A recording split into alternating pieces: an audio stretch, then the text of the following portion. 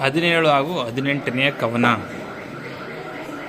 ಮರಳಳ ಬ್ರಾಹ್ಮಣ ವೃಥಾ ವಿಸ್ತರಣ, ವಾಕ್ಯವೇ ನನ್ನ ನುಡಿ ಸಂವರಿಸು. ಬಂಡಿಯ ನಡೆಸು, ಭಕ್ಷ್ಯವ ಸೂಪ ದಂಶಕವ ತರಿಸು.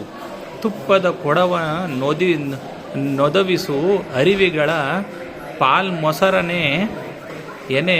ಭೂಸುರನು ಕುಂತಿಗೆ ಕೈ ಮುಗಿದನು, ತಾಯೇ ಬೇಡೆನುತ.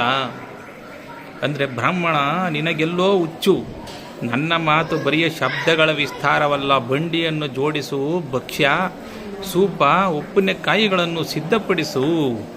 ತುಪ್ಪದ ಕೊಡವನ್ನು ಹಾಲು ಮೊಸರುಗಳ ದೊಡ್ಡ ಪಾತ್ರೆಗಳನ್ನು ಜೋಡಿಸು ಎಂದು ಕುಂತಿಯು ಹೇಳಲು ಬ್ರಾಹ್ಮಣನು ಕೈ ಮುಗಿದು ಬೇಡ ತಾಯಿ ಎಂದನು.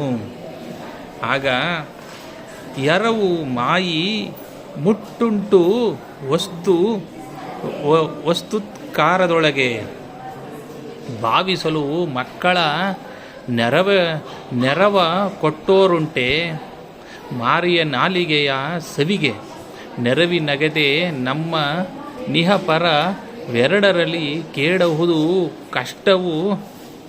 ಗುರುವೇ ಹೌದು ತಾಯೇ ನೀ ದಿಟ ಮುನುಜೆಯಲ್ಲೆಂದ.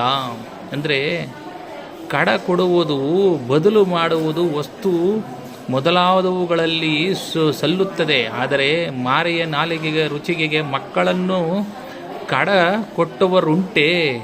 ನೋಡಿದವರು ಅಪಹಾಸ್ಯ ಮಾಡುವುದಿಲ್ಲವೇ? ಇದು ಇಹ ಪರ ಎರಡರಲ್ಲೂ ಕೇಡು ಉಂಟು ಮಾಡುತ್ತದೆ ಎಂಬ ವರ್ತನೆ. ತಾಯಿ ನೀನು ದೊಡ್ಡವಳು, ಮನುಷ್ಯಳಲ್ಲ ಎಂದು ಬ್ರಾಹ್ಮಣನು ಕುಂತಿಗೆ ನಮಸ್ಕರಿಸುತ್ತಾನೆ. ಧನ್ಯವಾದಗಳು.